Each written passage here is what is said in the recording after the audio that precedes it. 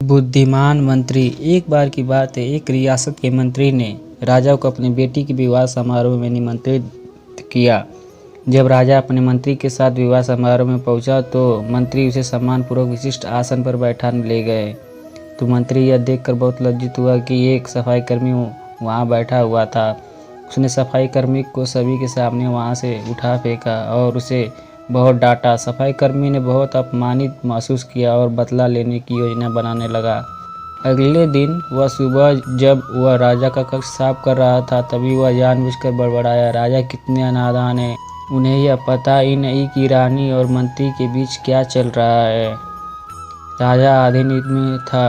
यह क्या बकवास कर रहे हो, उसने पूछा।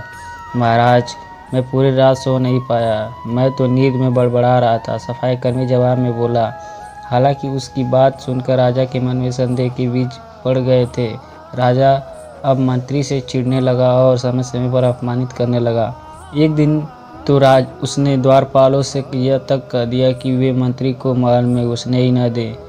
मंत्री राजा के व्यवहार से बहुत चकित था, लेकिन कुछ विचार करने के बाद उससे समझ में आ गया सफाई कर्मी ही इसके लिए जिम्मेदार हो सकता। मैंने उसका अपमान किया था और उसी का उसने बदला लिया। अब मुझे उसे दोबारा प्रसन्न करना होगा, तभी वह राजा की निगाह में मेरा सम्मान दोबारा दिला सकता है। मंत्री ने सोचा। एक दिन उसने सफाई कर्मी को अपने घर पर भोजन पर आने का निमंत्रण दिया और कहा, मेरे दोस्त, मुझे क्षमा कर दो, मैंने तुम्हारा अपमान किया था, मुझे गलती का एहसास हो गया। इस सुंदर कपड़ों को उपहार के रूप में ग्रहण करो, चलो मेरे साथ भोजन करो। सफाई कर्मी प्रसन्न हो गया। वह सोचने लगा, मंत्री तो अच्छा आदमी है, मैंने ही उस दिन गलती कर दी थी। अब सफाई कर्मी प्रसन्न हो गया और प्रयास करने लगा।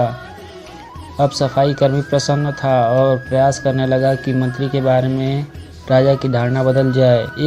एक बार जब वह राजा के कक्ष में गया तो राजा सो रहा था। वह बड़बड़ाने लगा, अरे राजा का तो दासी के साथ प्रेम संबंध है, बड़ी लज्जा की बात है। राजा ने उसका बड़बड़ाना सुना तो उठकर बैठ गया। राजा ने सफाई कर्मी को बहुत डांटा। सफाई कर्मी बोला, क्षमा करे दे महाराज, मैं पूरी रात सो नहीं पाया, इसलिए दिन में ही नींद में बड़बड़ा रहा था।